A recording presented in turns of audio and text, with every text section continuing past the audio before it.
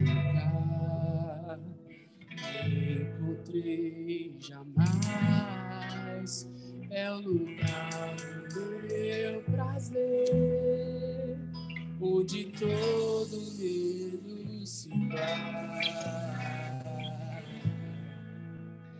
É o lugar do meu descanso, nos braços do meu Pai. Nos braços do meu Pai. São os braços de Jesus. Quando foram estendidos, eu fui recebido lá na cruz,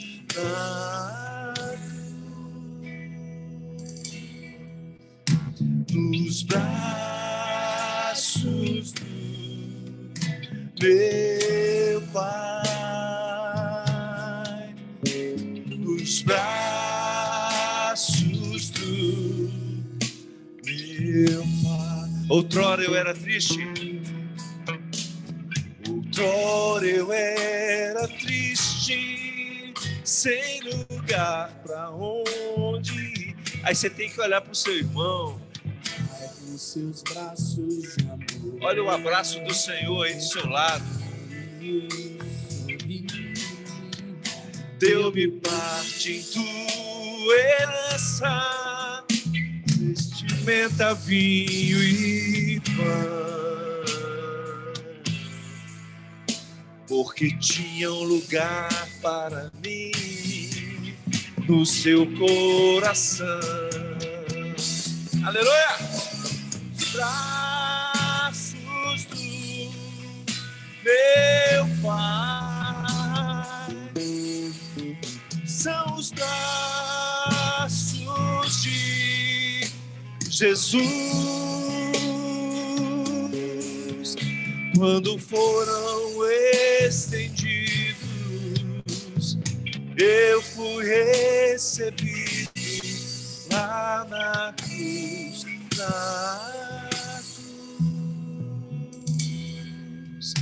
nos braços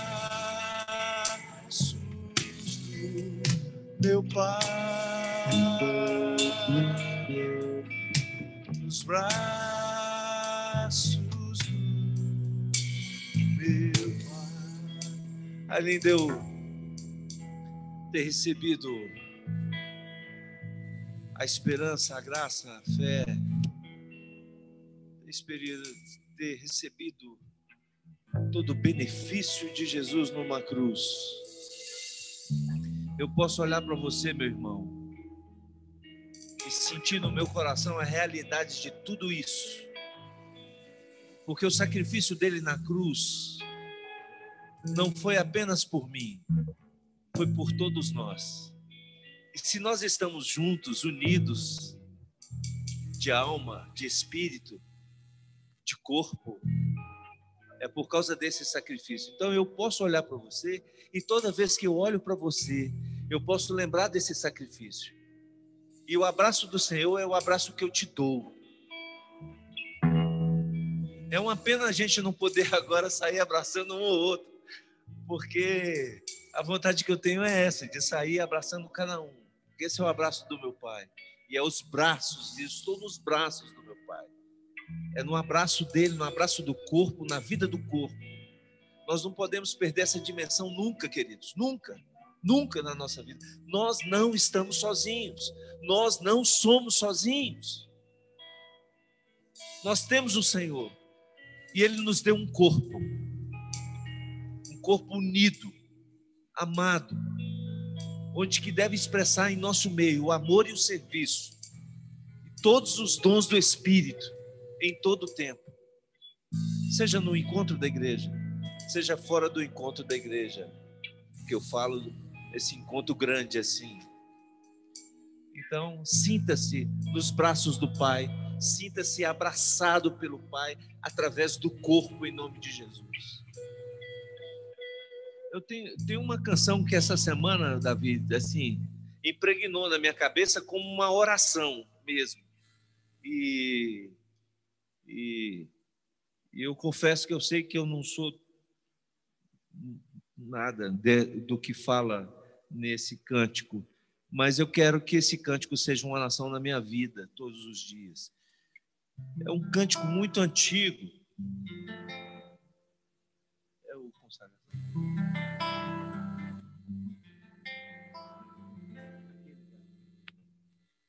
Seja o meu canto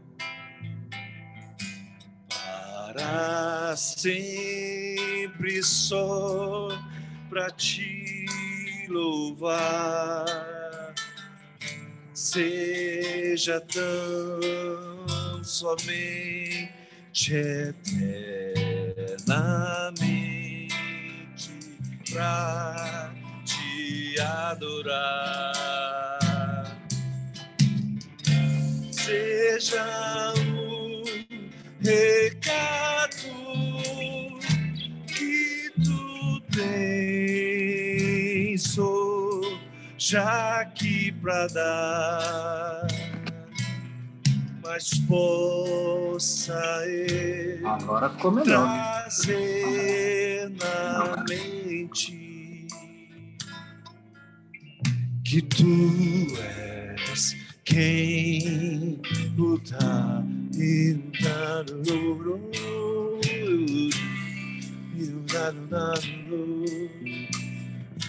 seja minha vida o padrão naquilo que eu falar, no procedimento exemplo aos fiéis levar, na pureza grande e também na fé e no amor, mas possa eu lembrar-me sempre que dependo de ti, Senhor.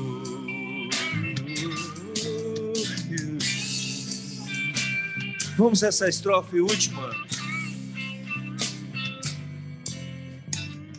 Seja minha vida padrão naquilo que eu falar, no procedimento, o exemplo aos fiéis levar, na pureza grande e também na fé e no amor, mas possa eu lembrar-me sempre que dependo de ti, Senhor. Vamos lembrar só esse trecho aqui. Mas possa eu lembrar-me sempre que dependo de ti, Senhor.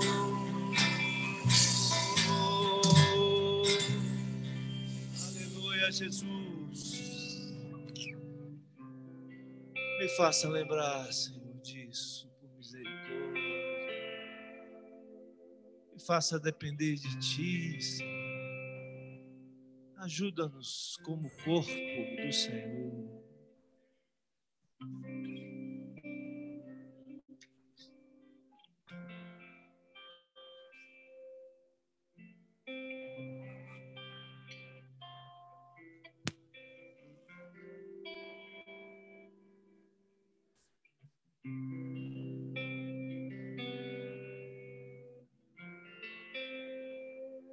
como Edilson mencionou ali, esse é um cântico muito antigo.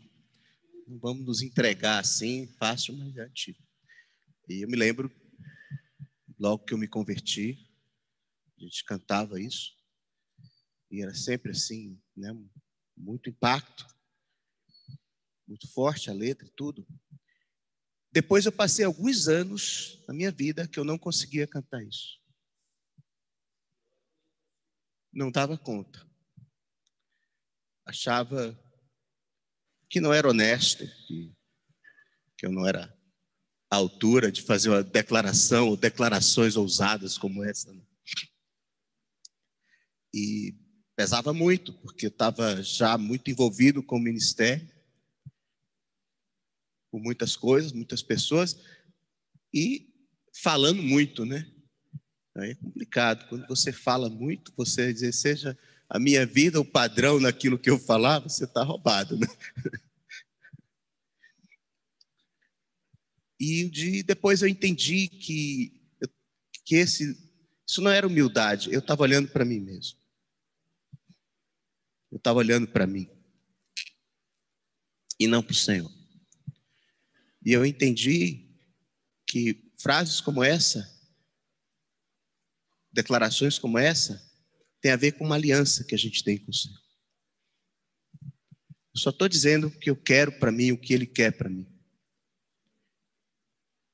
E que eu sei que é Ele quem vai fazer isso. É Ele quem vai fazer isso. Não só. Eu não posso querer para mim menos do que o Senhor quer para mim. Eu preciso querer para a minha vida o que Deus quer para a minha vida. E Ele quer isso. E assim nos animamos. E prosseguimos. Aí, agora eu canto. Mesmo que assim me acabe ali.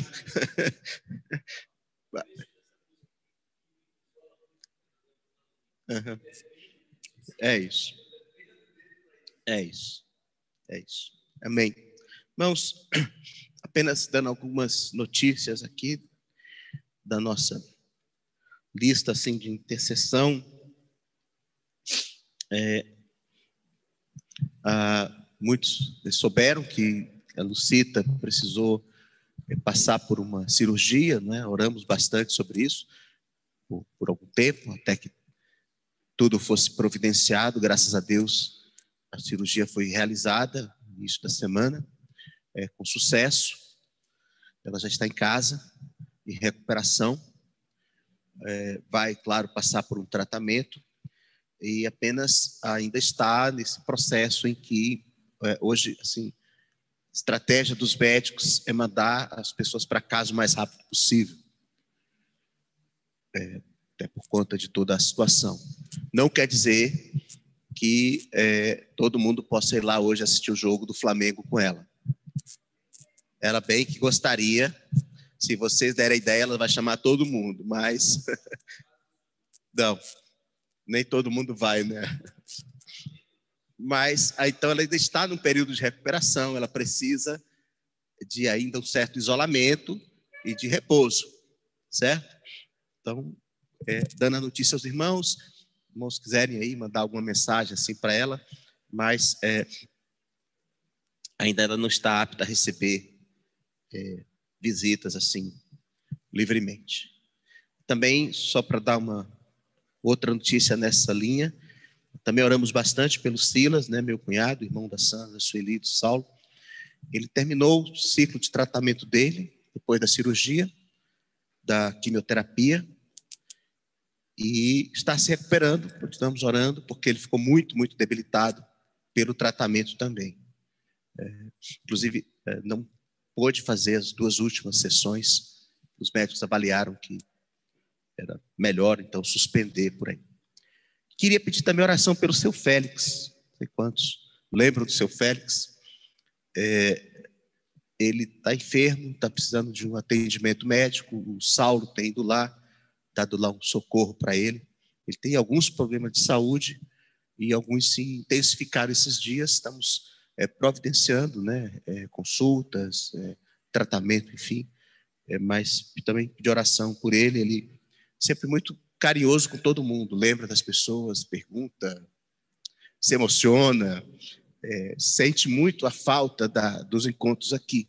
Como ele mora distante, né, da maioria, ele não tem muitas pessoas próximas.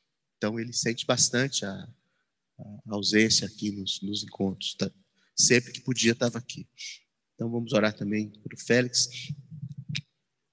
E a gente pode, então, agora orar por essas pessoas. Eu vou chamar o Vitor. O Vitor vai compartilhar hoje conosco.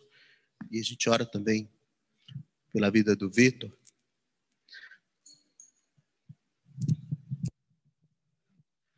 Agradecemos, Deus, pela vida, por esse dom precioso que o Senhor nos concede. Queremos agradecer pela vida desses irmãos que estão passando por enfermidades, pelo teu socorro na vida deles. Da Lucita, do Silas, do Félix. Que a tua bondade, a tua graça se manifestem na vida de cada um deles, Senhor, trazendo cura, salvação, ânimo nesses dias, Pai. Sustento, Pai. Clamamos a tua misericórdia sobre a vida deles e de outros tantos irmãos que têm estado aí nas nossas listas de intercessões por vários motivos. Que o Senhor nos continue nos trazendo, ó Deus, essa chama de oração viva no meio da igreja, Pai. Também agora, Senhor, quero orar pela vida do Vitor, pedir que a tua graça seja com ele, que o Senhor possa, por meio da vida dele, por meio da compreensão dele, das palavras dele, o Senhor possa nos edificar nessa manhã, Pai. Oramos, Senhor, pedindo para que também nós estejamos aptos a ouvir, ó Deus. Nos livra, ó Deus, das tentações que nos cercam quando escutamos a tua palavra, Senhor. Nos livra dos nossos próprios conceitos, dos nossos preconceitos. Nos livra, Senhor, do ouvir negligente, apressado. Nos livra principalmente, Deus, de sermos apenas ouvintes e não praticantes da tua palavra, Pai. Que a tua graça nos visite nessa manhã. Nós estamos aqui e a todos os irmãos e irmãs também que estão acompanhando esse encontro, Pai. Em nome de Jesus. Amém. Amém, irmãos.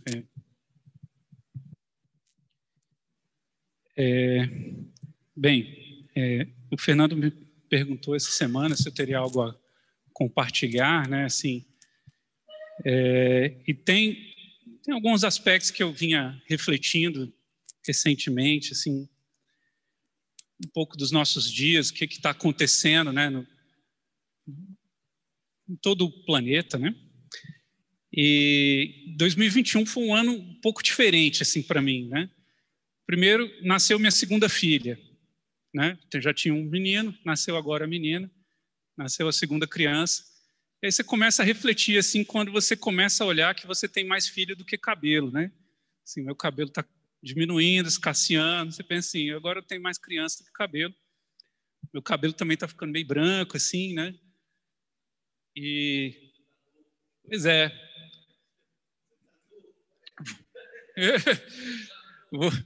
Vou fazer 36 anos de idade e acabei de completar 18 anos de caminhada com o Senhor. E aí você começa a refletir assim, o que aconteceu na minha vida, né? Não só antes da minha conversão, como nesses 18 anos de caminhada. E aí, assim, você parar para pensar que no Brasil hoje, a expectativa de vida média de um homem é de cerca de 71 anos de idade, significa que eu vivi metade da minha vida. E que daqui para frente, eu vou ter cada vez menos tempo restante de vida. Certo? Eu já estou avançando em mais da metade da minha vida. E aí você começa a ficar pensando assim, meu Deus, a vida acaba um dia. Talvez para quem é jovem, né, no auge da juventude, você olha assim, a vida é inesgotável, né? Não, a vida acaba. Ela é finita, né?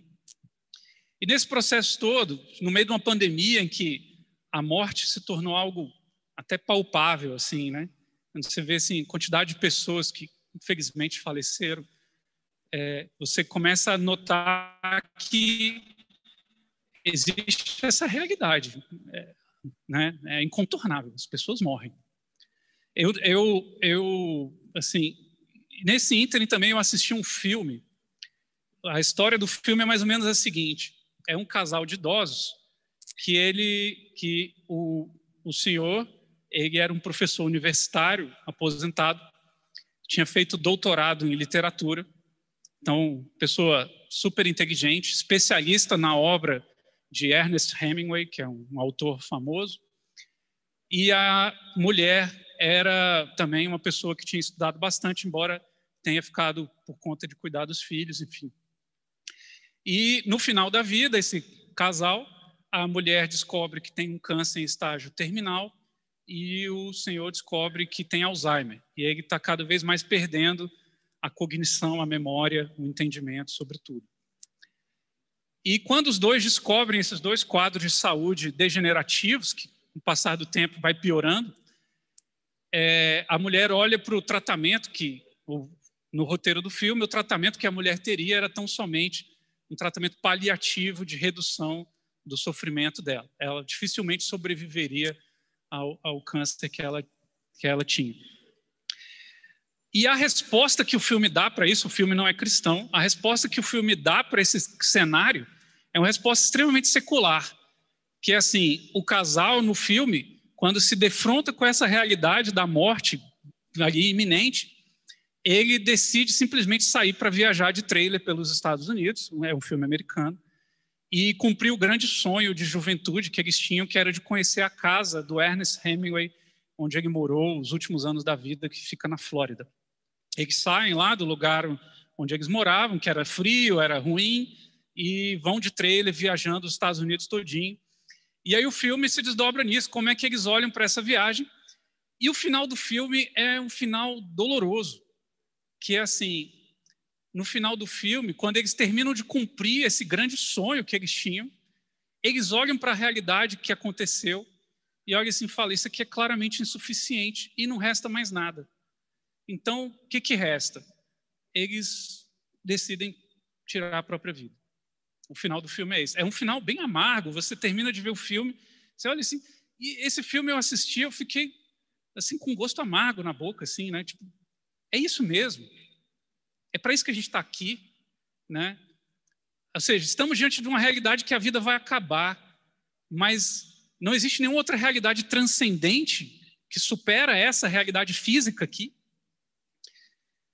E essa questão de a vida humana ser finita e ser limitada sempre acompanhou a humanidade, né? Para quem já leu, assim, por exemplo, O Rei Lear, de Shakespeare, ou Guerra e Paz, de Tolstói, Memórias Póstumas de Brás Cubas, aqui, do nosso Machado de Assis, são obras que sempre têm essa temática, né? A vida acaba.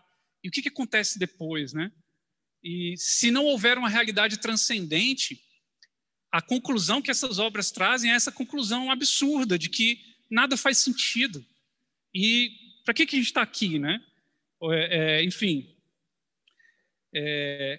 E aí, quando você pensa assim lá nos heróis gregos de Homero, quando eles olhavam para essa realidade da morte, e eles viam isso com perplexidade, olhavam para isso e falavam, a gente tem que achar uma glória imortal, né? Era isso que eles buscavam, Aquiles, lá os outros heróis lá, Ulisses, etc. Eles olhavam para aquilo, não, nós precisamos encontrar uma glória imortal que perpasse a nossa vida, e aí isso vai fazer sentido. Mas será que faz mesmo? E a glória imortal que eles buscavam era essa glória da guerra, de vencer uma batalha. É nisso que está uma glória imortal mesmo? E a gente fica pensando nisso, né? E o detalhe é que hoje a gente vive uma sociedade altamente secularizada, que nega qualquer tipo de realidade transcendente. Não existe uma realidade além dessa. E aí, o que isso está gerando na nossa sociedade, né? Eu estava lendo um cientista político, que ele até fala que, assim, a necessidade que a fé traz, e a resposta que a fé traz de pertencimento, propósito e sentido, ela continua existindo. Os seres humanos continuam precisando desse tipo de resposta. O coração humano requer isso, porque senão a vida é intolerável. Se nada faz sentido, para que mais você vai viver, né? Ou seja, as pessoas continuam buscando isso, só que como a nossa realidade secularizada nega a validade da fé religiosa, o que está acontecendo? Existem muitos estudiosos indicando que as pessoas estão transferindo essa fé religiosa para, entre outras coisas, para a política. Então, a pessoa começa a enxergar a arena política como um credo, como algo em que ela crê e enxerga aquilo sob lentes de sagrado e profano e tudo. E pior, como não há uma realidade transcendente, é preciso reformar o mundo aqui e agora. Então, para isso é preciso ser radical, é preciso... Daí, alguns cientistas políticos dizem que essa é a explicação para muito do radicalismo que a gente assiste nos nossos dias. Como não existe nenhuma outra realidade além dessa, é preciso reformar o mundo todo, todas as injustiças do mundo aqui e agora. Gente, assim, e aí você pensa na vida de Jesus, né? Um parêntese aqui. Na vida de Jesus ele se defrontou com muitas injustiças no tempo em que ele caminhou nessa terra. Mas Jesus nunca entrou em alguma seara ou alguma conjuração ou alguma conspiração de derrubar o Império Romano ou o rei da época, por mais iníquo e injusto que ele fosse. Porque a principal preocupação de Jesus não era essa reforma do mundo injusto aqui e agora. Era o arrependimento, era reconhecer que Deus é transcendente, era uma outra realidade. O meu reino não é deste mundo, não é daqui. A principal preocupação de Jesus era o reino de Deus, que não é daqui, é de outro lugar. E aí isso embasava toda a ação de Jesus. O radicalismo de Jesus, que, entre aspas, tinha, era com o pecado, era de buscar a santidade, não era de derrubar qualquer autoridade humana, que por mais iníqua que ela fosse. Então, o que eu queria comentar aqui, então, frente a isso tudo que eu falei, é isso, assim, a gente precisa retomar esse senso, até que o Fernando estava falando aqui, de que existe uma realidade transcendente a essa, e é isso que traz sentido e esperança para o que a gente está fazendo. A Bíblia diz isso. A Bíblia diz isso. Só faz sentido a gente continuar fazendo o que está fazendo porque há uma esperança que vai se cumprir. É esse o aspecto. E aí, quando a gente vira essa chave e olha e fala assim, eu não estou aqui em busca de reformar o mundo aqui e agora. Eu estou em busca de comunicar a graça de Deus às pessoas. Eu estou em busca de manifestar a vida de Jesus. Aí isso vira a chave da nossa mente. Isso muda a forma como a gente enxerga essa realidade, né? E aí, quando você olha para o filme que eu coloquei, mesmo numa realidade como essa, né, da mulher enfrentando o câncer, o homem enfrentando o Alzheimer, qual que é a resposta que a gente tem para isso? Para esse sofrimento? É um sofrimento, é claro, ninguém nega isso. Mas existe uma resposta, existe uma realidade transcendente a essa, em que há redenção. Essa é uma palavra que eu fiquei até refletindo, redenção.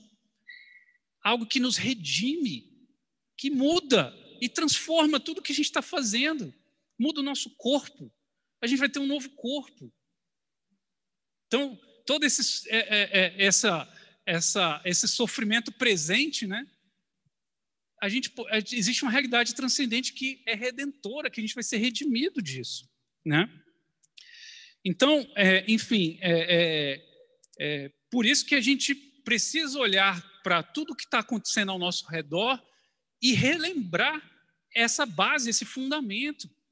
Nós estamos aqui para reformar o mundo aqui e agora. Estamos aqui para comunicar a graça de Deus, né? E outra coisa que eu fiquei refletindo, e aí dentro dessa perspectiva de cabelo branco aqui, de hoje eu ter mais filho que cabelo, né? O que a Bíblia tem a dizer sobre a velhice, sobre o final dos nossos dias, né? Assim, eu estou envelhecendo. O que eu posso vislumbrar, né, como resposta bíblica para a velhice, né? E sobre esse fim da minha vida, né? Que vai acontecer. A minha vida um dia ela vai terminar aqui, né? Vida aqui nesse planeta. E o que eu fiquei refletindo assim, a Bíblia não nega essa realidade de que a vida humana é finita nesse planeta.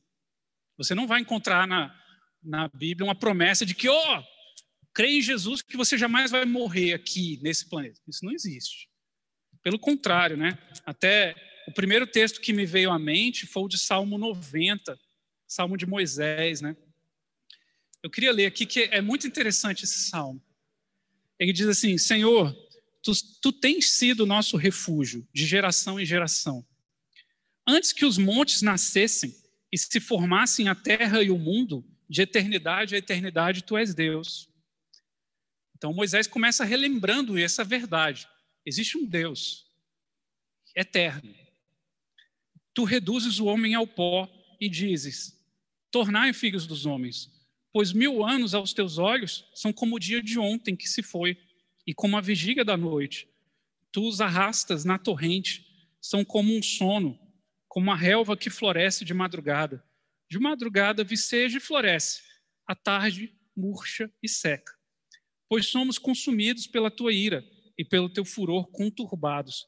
Diante de ti puseste as nossas iniquidades, e sob a luz do teu rosto os nossos pecados ocultos.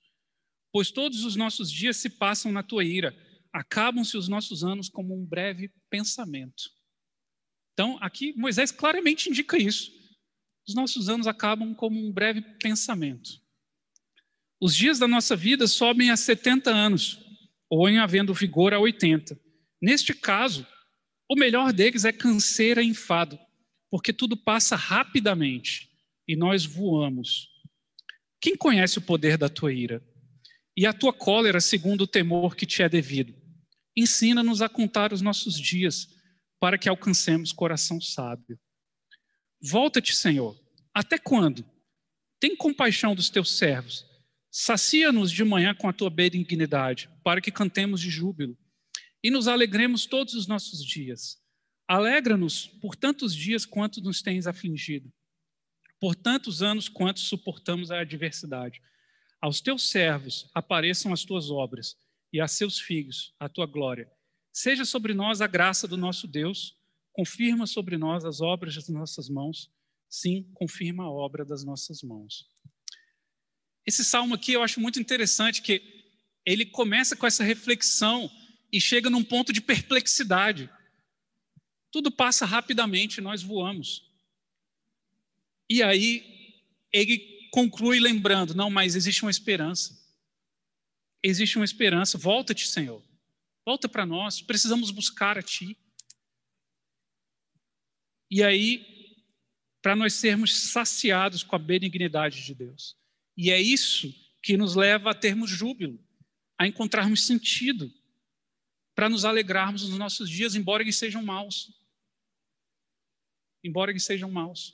Então, esse Salmo 90 mostra isso com clareza, né?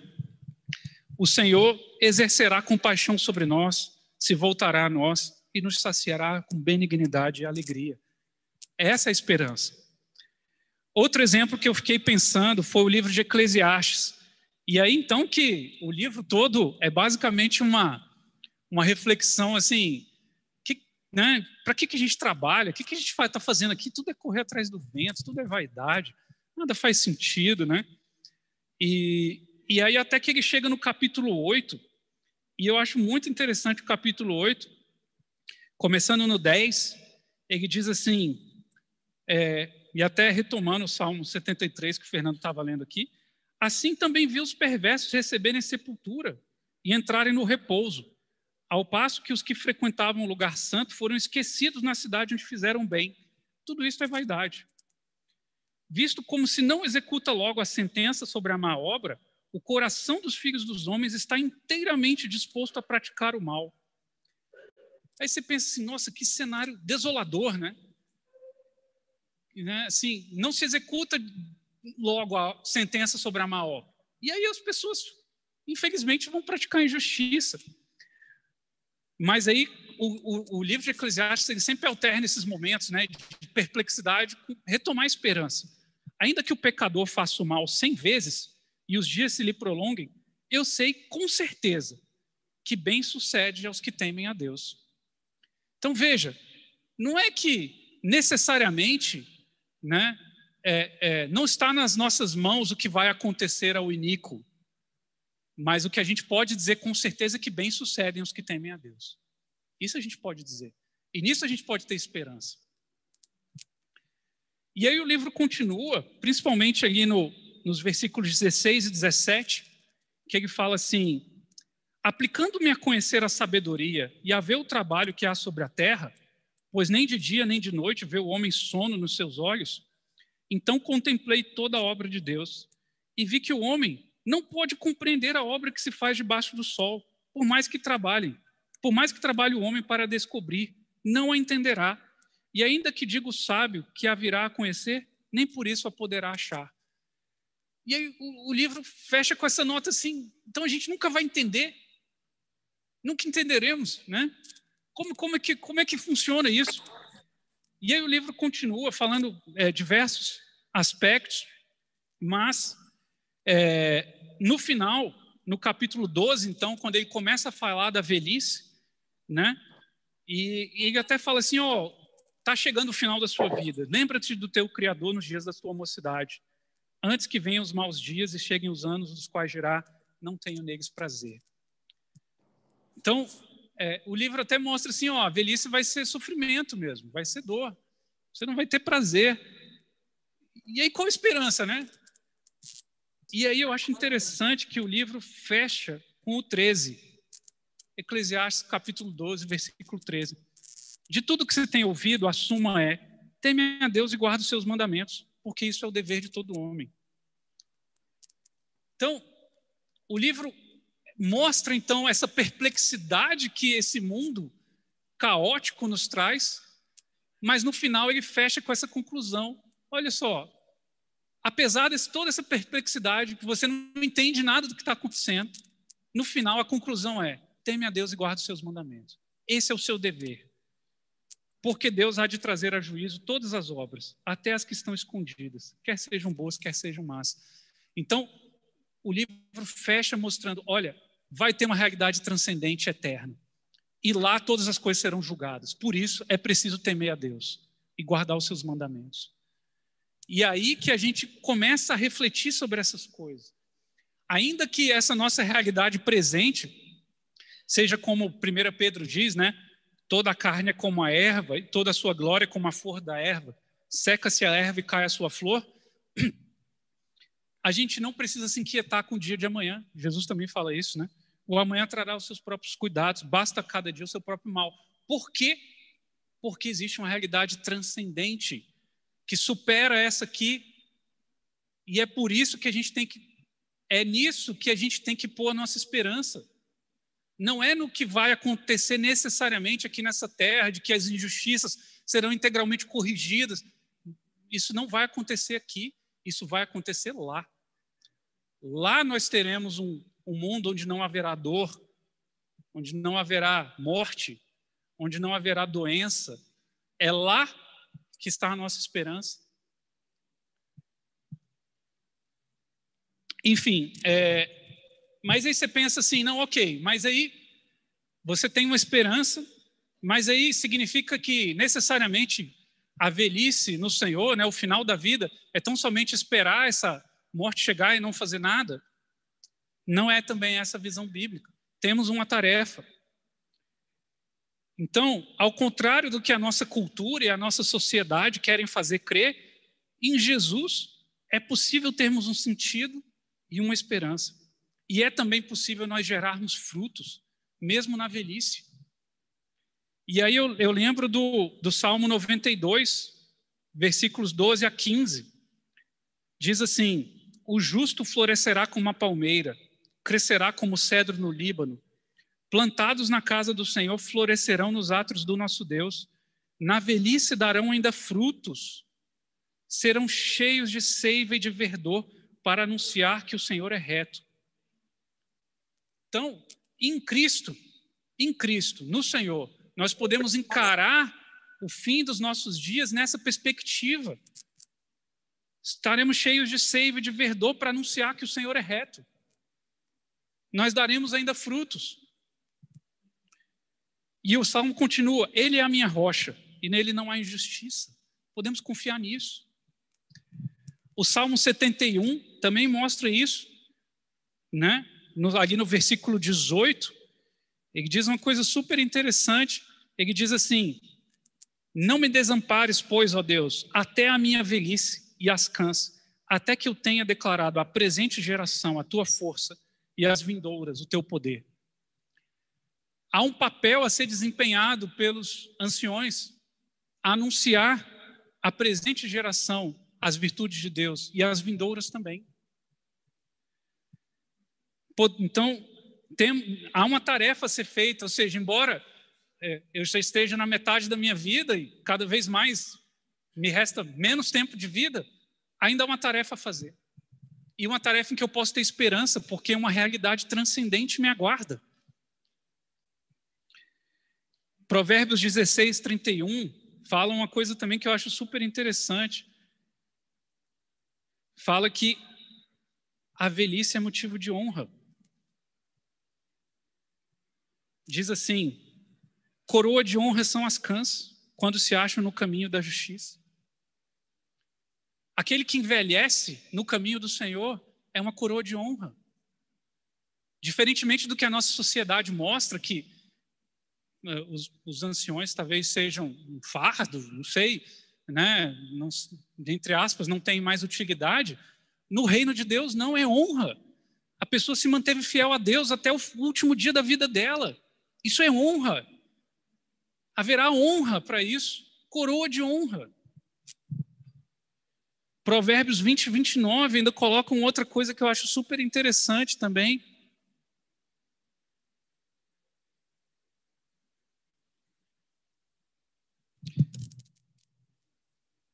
Diz assim: o ornato dos jovens é a sua força, e a beleza dos velhos as suas cãs.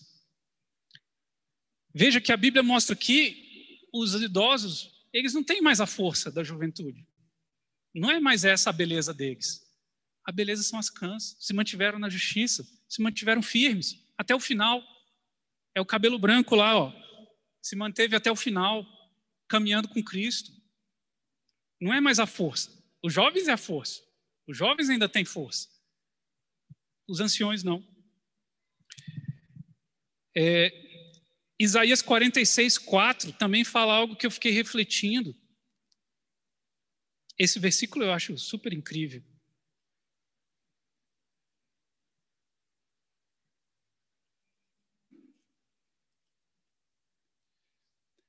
Começando do 3.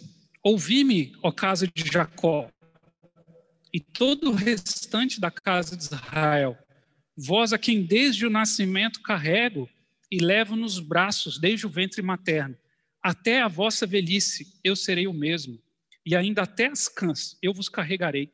Já o tenho feito, levar-vos-ei, pois carregar-vos-ei e vos salvarei. Até a nossa velhice, nós podemos crer nisso. Até quando formos velhos, Deus será o mesmo e continuará nos carregando, nos conduzindo em tudo. Ainda que não tenhamos mais a mesma força do jovem, Deus continuará nos carregando. Enfim, eu também estava refletindo assim, os principais personagens bíblicos e histórias de pessoas que caminharam com Deus, e eu achei interessante que não são poucos os homens e mulheres que a Bíblia mostra, que continuaram florescendo em caminhar com o Senhor justamente nos seus últimos dias. Abraão foi comer com Deus quando já tinha 99 anos, já no final da sua vida. Moisés foi passar lá, saiu do Egito, ficou uma porção enorme de tempo no deserto, lá, até desaprender quase a falar. E Deus foi falar com ele, depois de todo esse tempo, para usá-lo, mesmo ele já sendo idoso. Caleb, a história de Caleb, então, eu acho incrível, né? Está lá em Josué 14, versículos 6 a 15, né? Quando você lembra que Caleb foi um dos espias enviados por Moisés, né? Eles estavam acampados em Cádiz Barneia, do outro lado do Jordão. Moisés pediu para alguns jovens serem enviados para Canaã, para espiarem a terra e verem como era. A história é conhecida, os espias voltam e, tirando Josué e Caleb, todos os demais não têm nenhuma esperança. Trazem uma mensagem de desespero. Eles falam, não tem jeito, a gente nem consegue ir para lá, porque tem gigante lá, a gente não vai conseguir ganhar deles. Os únicos dois que trazem uma mensagem de esperança em Deus são Josué e Caleb. O tempo passa, Caleb fica idoso e ele fala o seguinte: chegaram os filhos de Judá a Josué em Gilgal, e Caleb, filho de Jefoné, o quenezeu, lhe disse: tu sabes o que o Senhor falou a Moisés, homem de Deus, em Cádiz Barneia, a respeito de mim e de ti. Tinha eu 40 anos, quando Moisés, servo do Senhor, me enviou de Cádiz Barneia para espiar a terra, e eu lhe relatei como sentia no coração. Mas meus irmãos que subiram comigo desesperaram o povo. Eu, porém, perseverei em seguir o Senhor, meu Deus.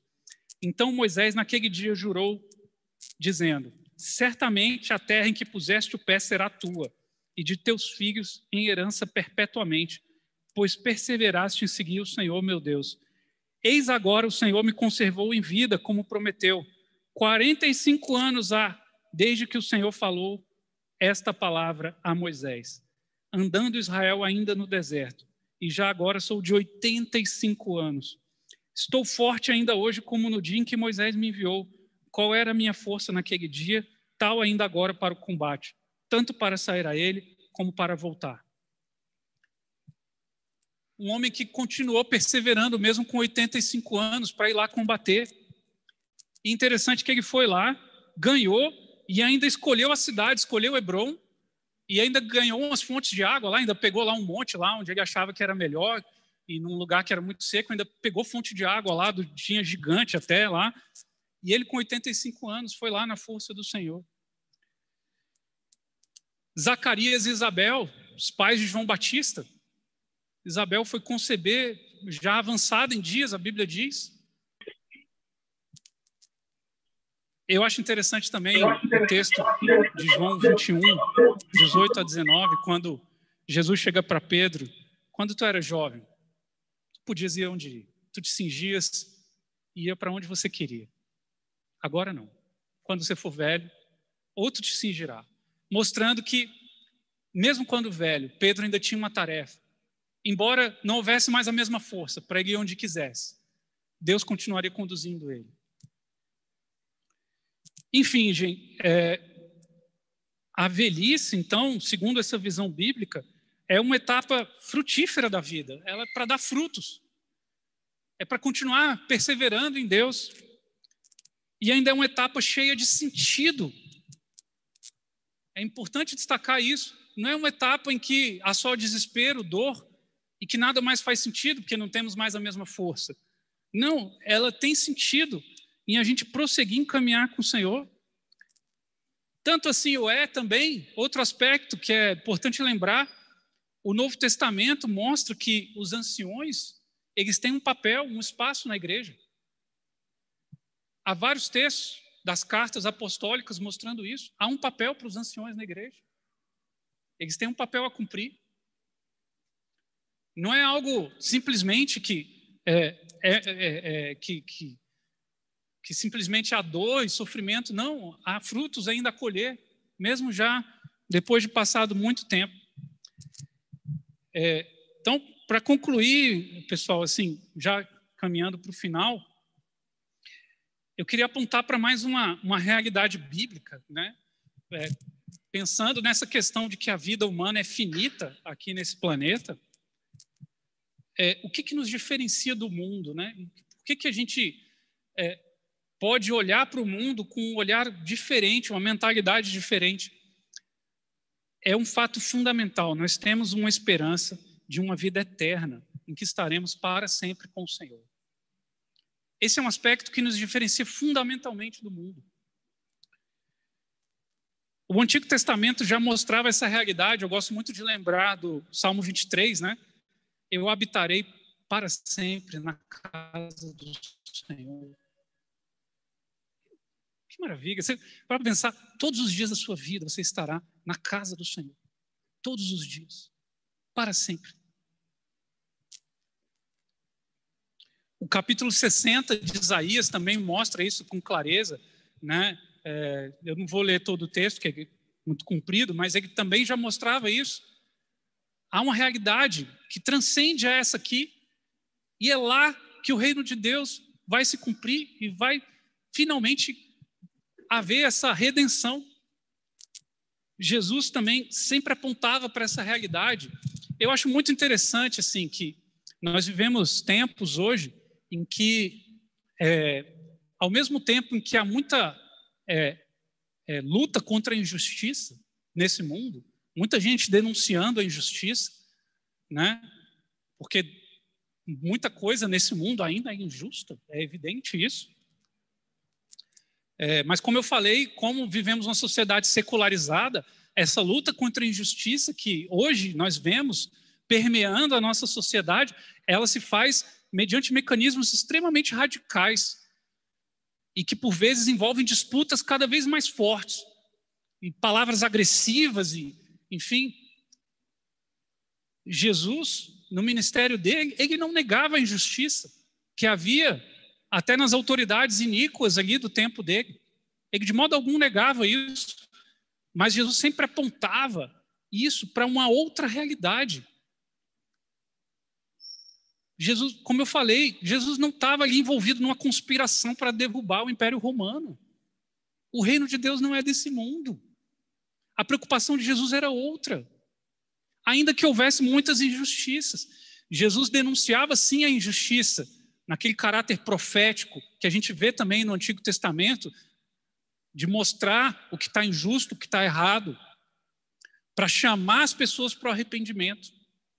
É esse o negócio de Deus, entre aspas, né? O objetivo é esse, é levar as pessoas à mente, reformar radicalmente esse mundo. Enfim, então, há inúmeros textos que Jesus, logo após mostrar essa realidade de injustiça e pecado que existe no nosso mundo, ele, ao final do seu discurso, da sua parábola, ou do que seja, ele aponta para a realidade transcendente, para o reino de Deus. Ele não aponta para uma mudança aqui do governo, do que quer que seja. Jesus aponta para outra realidade. E aí há inúmeros textos, depois eu posso mandar aqui o texto escrito, vocês podem acompanhar e ver, mas há várias passagens que Jesus mostra isso. Paulo, em 1 Coríntios também, 1 Coríntios 15, né, ele mostra claramente essa questão, né, de como vai ser esse final dos tempos, né, como que isso vai ocorrer e de que modo isso vai ocorrer. E aí no verso 19, ele mostra, inclusive, um aspecto que eu acho fundamental também, que a gente não pode, por isso que a gente tem que refletir sobre isso. Que ele diz assim: se a nossa esperança em Cristo se limita apenas a esta vida, somos os mais infelizes de todos os homens. Ou seja, é essa esperança numa realidade transcendente que confere sentido para o que a gente faz aqui, de anunciar o evangelho, de se santificar. Então, prosseguindo, né? 2 Coríntios, né, também tem um versículo muito conhecido, 2 Coríntios 4, 16 a 18, né, que Paulo mostra que estamos sim sujeitos a sofrimentos e aflições nessa vida. Estamos sim sujeitos a tribulações, mas que esses sofrimentos, essas tribulações não se comparam, né, com o eterno peso de glória que nos aguarda. Paulo mostra isso. Paulo ainda usa uma expressão que eu acho interessantíssimo, fala assim: acima de toda comparação. Nem se compara. Nem se compara. E eu gosto também de pensar embora isso que eu esteja falando talvez seja algo até conhecido de todos, mas eu gosto muito de lembrar de 1 Tessalonicenses 4,18, quando Paulo fala assim: consolai-vos, pois, uns aos outros com essas palavras. O capítulo 4 todo de 1 Tessalonicenses, Paulo faz uma exposição detalhada sobre esse assunto, para no final ele concluir: gente, igreja, vocês precisam lembrar dessa esperança para consolar o coração uns dos outros. Porque sim, todos estamos sujeitos a sofrimentos. A igreja em Tessalonicenses passou muitas dificuldades, né? A carta deixa isso claro, para no final Paulo falar: vocês precisam relembrar, né, essa esperança para que isso console o coração um do outro. Enfim, e aí, para concluir, o Novo Testamento, ele se encerra com um livro que é praticamente dedicado a revelar essa realidade de maneira mais clara, mostrando como poderemos estar para sempre na presença de Jesus, andando com ele face a face. Está lá em Apocalipse. O livro termina no capítulo 21 e diz um texto que eu queria ler aqui, que eu acho muito interessante. Ele fala assim: vi novo céu e nova terra, pois o primeiro céu e a primeira terra passaram, e o mar já não existe. Vi também a cidade santa, a nova Jerusalém, que descia do céu da parte de Deus, ataviada como noiva adornada para o seu esposo. Então ouvi grande voz vinda do trono, dizendo: eis o tabernáculo de Deus com os homens. O tabernáculo de Deus com os homens, a morada de Deus com os homens. E Deus habitará com eles. Eles serão povos de Deus, e Deus mesmo estará com eles, e lhes enxugará dos olhos toda lágrima. E a morte já não existirá, já não haverá luto, nem pranto, nem dor, porque as primeiras coisas passaram. E aquele que está sentado no trono diz: eis que faço novas todas as coisas. E acrescentou: escreve, porque estas palavras são fiéis e verdadeiras. Disse-me ainda: tudo está feito. Eu sou o alfa e o ômega, o princípio e o fim. Eu, a quem tem sede, darei de graça da fonte da água da vida. O vencedor herdará essas coisas, e eu lhe serei Deus, e ele me será filho. É nisso que a gente tem que colocar a nossa esperança. É nessa realidade aqui que o texto está mostrando de Apocalipse. Uma cidade santa, em que Deus mesmo habitará conosco. Poderemos ver Deus face a face. É para isso que a gente caminhar. E, avançar na hora, tem uma banda cristã que eu gosto, chamada Rivers and Robots. É uma banda do Reino Unido. Eles têm uma canção, em inglês chama-se Wait for You, Esperando por Você. E a letra da música, numa tradução aqui que eu fiz, diz assim: quanto tempo até a sua vinda, até que nós te vejamos como filho eterno? Assim como a noite aguarda o sol da manhã, nós esperamos por você. Assim como a noite olha assim, o sol da manhã vai vir, nós aguardamos o Senhor. Temos que ter essa ardente expectativa de Jesus estar voltando. E nós estamos esperando por Ele. E a letra da música continua: haverá um dia em que seremos juntos em uma cidade feita de ouro puro. Estaremos para sempre no seu amor. Eu só quero estar com você, meu Deus. Eu só quero estar com você para sempre, na glória e na beleza do seu amor. Eu sei, Deus, que você certamente virá. Você prometeu e você é fiel. Então ouça, o Espírito e a noiva dizem: vem, nós esperamos por você. Então, quando você vier, o noivo e a noiva serão um. Não haverá necessidade para o sol, pois você será a luz. Então, quando nos encontrarmos, haverá o maior banquete de todos os tempos. Sua face eu finalmente verei, enquanto você limpa as lágrimas dos meus olhos.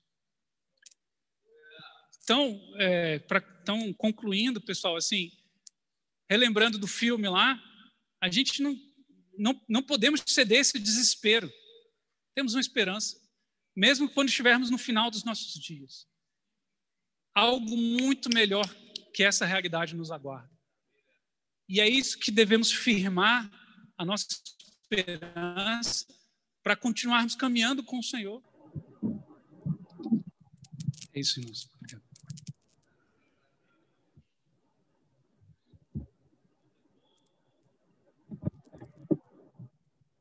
Amém. Amém. Muitas coisas na palavra aí do Vitor para a gente meditar. E, enfim, até as minhas cãs se sentiram rejuvenescidas, né? A turma aqui que está comigo.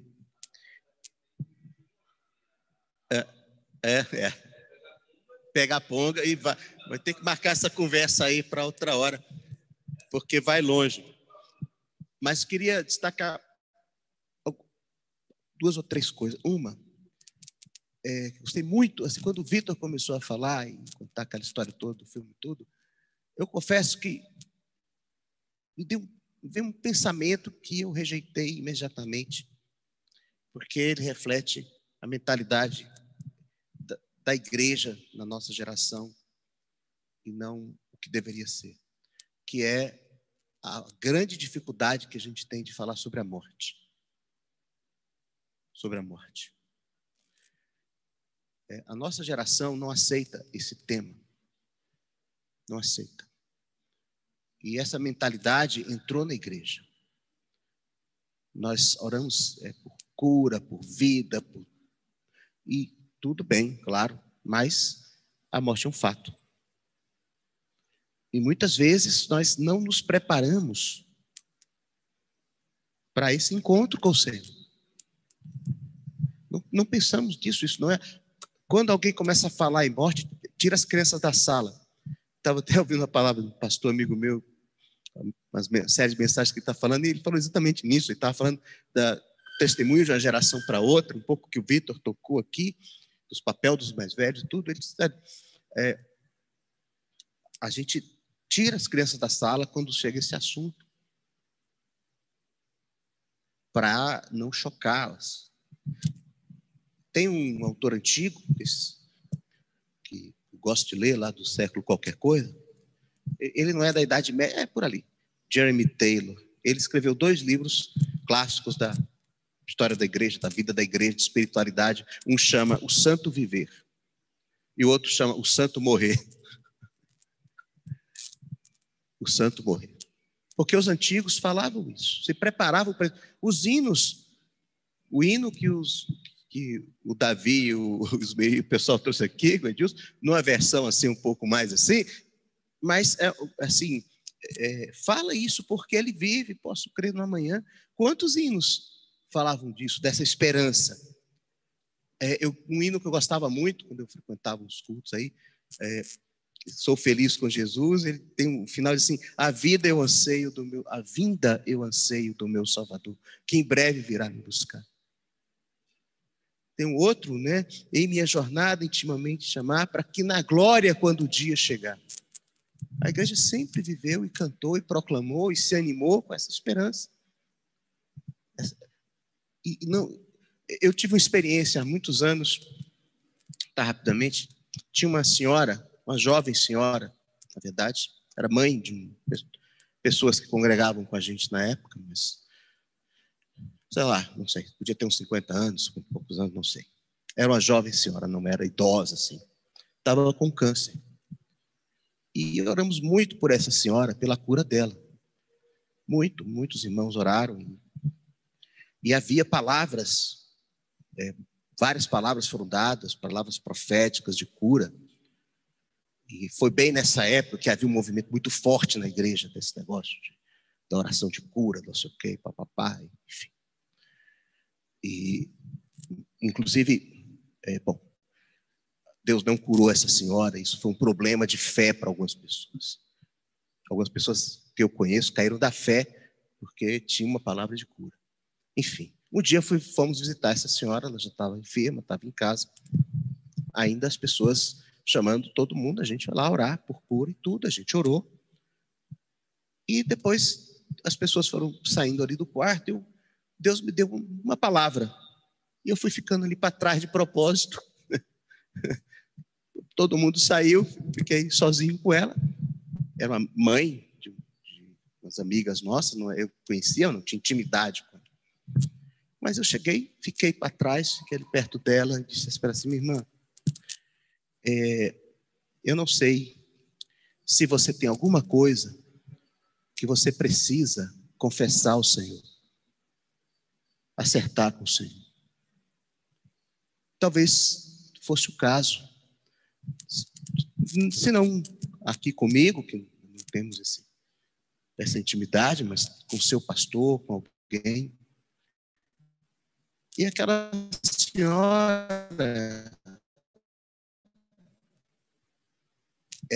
confessou várias coisas da vida dela. coisas que pesavam no coração dela. Eu ouvi, oramos. Poucos dias depois ela faleceu. Mas uma história feliz, alegre. Ela ficou em paz, ela foi tranquila, preparada.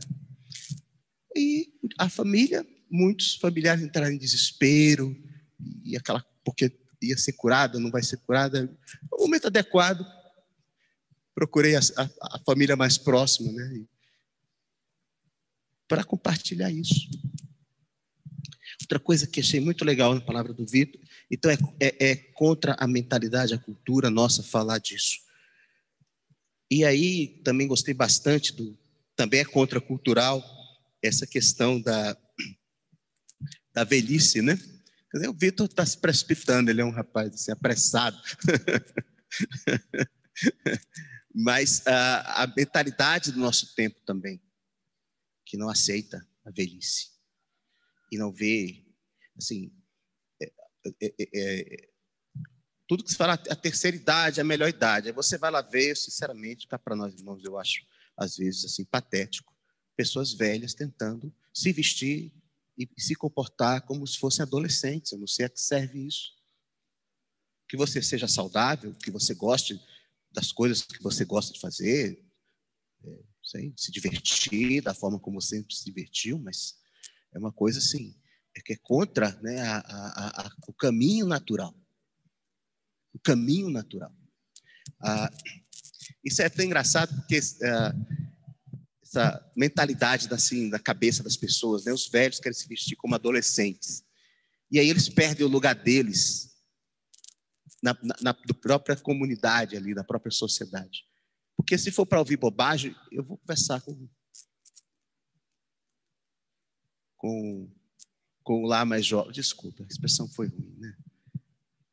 Às vezes, quando eu não quero ouvir bobagem, eu converso com os adolescentes. Eu não vou ouvir bobagem. Mas você procurar a pessoa mais velha para ouvir disparates, para ouvir maluquice, para ouvir... é muito ruim. Essa tentativa, às vezes, dos mais velhos se identificarem com os mais novos, é muito ruim para os mais novos. Eles não esperam ouvir de mim o que eles ouvem das pessoas da idade deles. Não esperam. É decepcionante para eles. E eu não quero que eles falem comigo como assim, que está falando com um dinossauro, né? O grande desafio mas esse é tão arraigado que agora, né, de vez em quando eu pego a Melissa no colo, ela vem e tal, não sei o quê, ela está preocupada com meus cabelos brancos, né? Aí ela disse, vovô, você está ficando velhinho? Aí eu falo, eu tô e tal, não sei o quê. Ela diz assim, que tal pintar seu cabelo de amarelo? Porque para ela resolveu o problema. Ela já associou que cabelo branco está ficando velhinho, né? E ela assim, né, está preocupada que se eu vou ficar muito velhinho, vai morar com Jesus e tal. Mas a solução para ela é pintar o cabelo de amarelo, que aí fica beleza.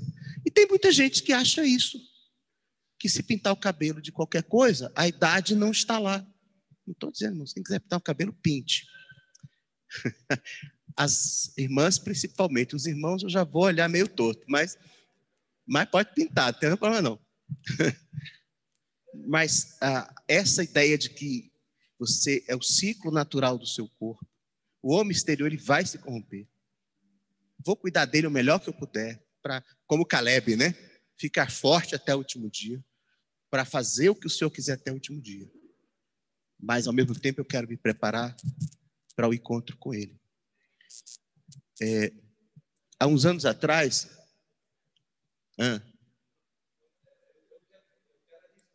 Vá lá. Eu sei. Então, mas se os velhos estão aguentando, os jovens também aguentam. Uns anos atrás, o Vitor começou a pensar nisso com 36. Eu tinha 55, eu acho. Quando alguns pensamentos sobre a idade, né? A maturidade chegando. Eu encontrei um texto, comecei a meditar um texto muito legal, que é um texto da profecia de Joel, que ele fala que Deus dará ao povo, na plenitude dos tempos, em justa medida, a chuva temporã e a chuva serôdia. Aí cabe uma pequena explicação. Naquela época, a agricultura, claro, vivia totalmente dos ciclos da chuva. E no ano de uma safra perfeita, você tinha a chuva temporã, que é a primeira chuva, a chuva que vem antes do período de chuvoso mesmo. Aquela primeira chuva que amolece a terra, afofa a terra, prepara a terra, para depois a terra ser semeada, e aí vem o período de chuvas, para aquele fruto crescer e tudo. E no ano da safra perfeita mesmo, no finalzinho, vinha a chuva que eles chamavam de serôdia, a chuva tardia, a chuva que vem depois que já cumpriu a temporada de chuva.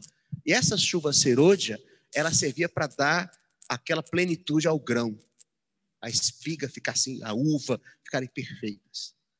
Chuva temporã e a chuva serôdia. Eu comecei a orar a Deus pelas minhas chuvas serôdias, para, como dizem os textos que o Vitor citou, dar fruto até o fim. O fruto mais perfeito, o fruto mais pleno, ele vem com a maturidade. É por isso que é outra coisa que é contra a cultura da nossa época. A igreja sofreu muito com isso por toda parte. Na Bíblia, os pastores são os anciãos. Na Bíblia, os pastores são os velhos, são os presbíteros, são os anciãos. Na igreja moderna, para cá, o camarada sai com 20 e poucos anos do seminário e vai ser pastor. Ou ele fica alguns anos sendo treinado como líder e vai ser pastor. Porque o perfil de pastor na modernidade, importado aí das corporações, é o jovem e dinâmico gestor, gerente, que faz acontecer. É o perfil de líder, de pastor na modernidade. Então, aquele cara jovem, bonito, não sei o quê, armado, dinâmico, fala, não sei o que acontece, high-tech, né? Com todos os bagulhinhos lá de... Esse é o perfil que a igreja importou. Mas pastor na Bíblia, presbítero na Bíblia, é um ancião. É alguém que viveu, passou por várias coisas na vida, criou os filhos, aprendeu coisas, foi moldado, foi provado. E a igreja corre o risco de fazer como as pessoas no mundo, de não ouvirem seus velhos, seus anciãos. Aquela arrogância dos mais jovens. Você acha que porque aquela pessoa mais velha não sabe usar direito o celular e navegar lá, ela sabe menos da vida do que você? É errado. Não é não.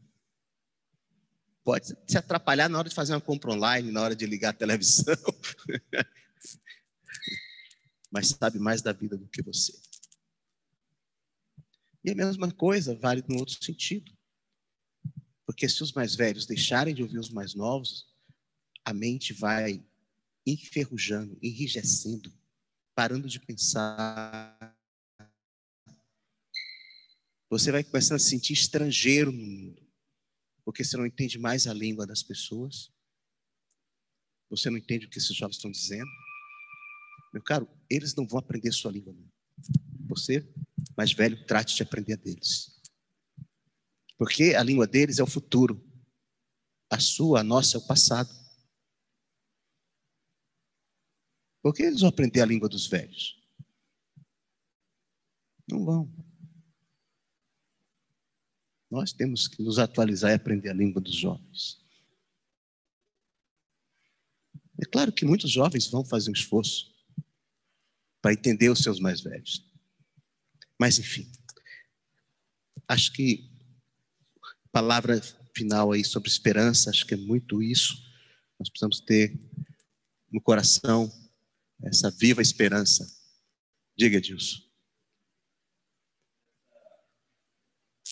essa esperança aí que o Vitor falou no final, e antes de você citar Apocalipse, eu estava notando ali, porque eu já fiquei assim, concatenando minhas ideias, assim, de vontade de falar sobre a vida de Jesus, e fiz duas perguntas para mim ali no papel, né? O que eu preciso fazer ainda até essa volta, e como é que eu vou me alegrar com essa volta o tempo todo, né? Esperar por essa volta, né? E eu tô tentando fazer uma música de uma palavra do Fernando, e eu não sei se eu vou conseguir não, sabe? Edilson. Mas aí vocês vão me ajudando, Garrincha já estava me ajudando. Vem cá, Garrincha, Rafinha e Davi. Edilson, termina com você então, com a música, tá bom? E essa canção, eu achei que ela fala, aliás, o Fernando, as últimas palavras, todas nossas, tem tudo, parece que está tudo misturado, tudo a ver, né? Um negócio engraçado. O Espírito Santo está nesse negócio aí. E essa música fala isso, né? Eu vou tentar aqui. Eu tô achando esse som meio mequetrefe, assim, um som meio ruim. Não, eu tô achando o som assim, o som do violão. Parecendo uma tacara rachada, o violão é bom, velho. Melhor aí, velho. Põe um pezinho nesse violão aí pra mim. Só peso assim de baixo. É assim, ó. Tô fazendo, viu, gente?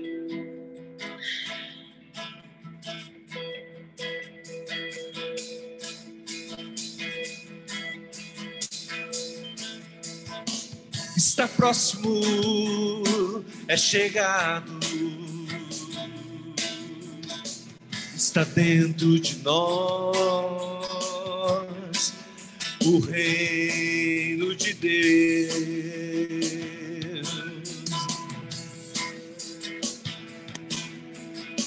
Está próximo, você acha que está? É chegado. Está dentro de nós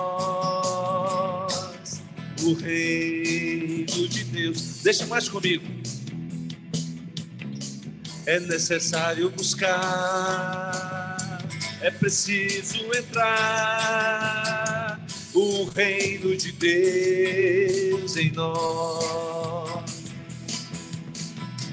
Encontro que transforma, nova maneira de viver, nova maneira de ter e ser. A jornada, uma viva jornada, uma busca intensa, uma pátria almejada. Quem éramos, não seremos mais. Quem seremos,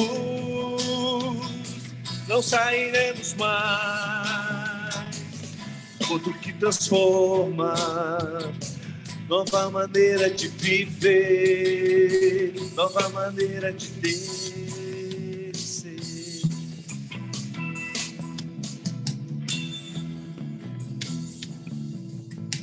Uma viva jornada, uma busca intensa, uma pátria almejada. Não sairemos mais, não sairemos mais. Opa! Não sairemos mais. Eu gostei dessa frase aqui, Fernando. Só comigo aqui. Onde estávamos, não voltaremos mais. Onde estaremos, não sairemos mais. Não sairemos mais.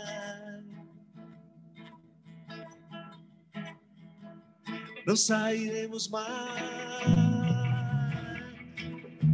Vamos lá.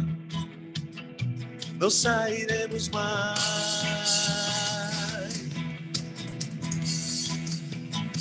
Não sairemos mais. Estaremos com Jesus. Como é que é, Vitor? A rua lá de ouro, né?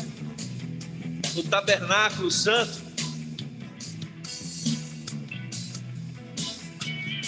Uma viva jornada, uma busca intensa, uma pátria almejada. Não sairemos mais. Não sairemos mais.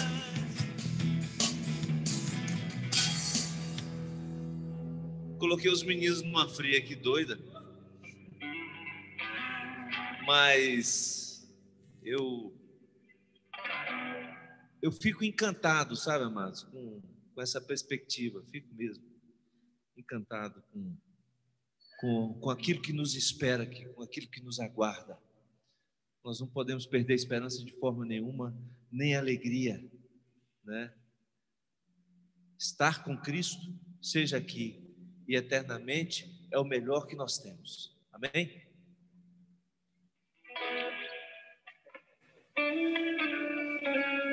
Vamos orar, vamos orar. Senhor amado, nós te bendizemos por essa manhã, meu Deus. Te bendizemos pela viva esperança. Bendizemos pela tua palavra. Bendizemos pela palavra profética que foi dada aqui hoje, Senhor. Eu te peço, Senhor, que o Senhor não deixe esquecer em tempo nenhum. Aviva a nossa memória todos os dias. Não deixe que passemos nenhum dia sequer para lembrar, Senhor, seja com a idade que estivermos. E se o Senhor nos der muitos anos de vida, como o Vitor falou aqui, em algumas pessoas, como Caleb, como tantos outros, se chegarmos a 90 anos, se chegarmos a 100 anos, nos ajude a não esquecer disso, por favor. Nos dê um restante de dia na tua presença, uma semana abençoada, cheia da graça, da paz, da misericórdia, bondade do Senhor. Até a tua volta, Senhor, em nome de Jesus.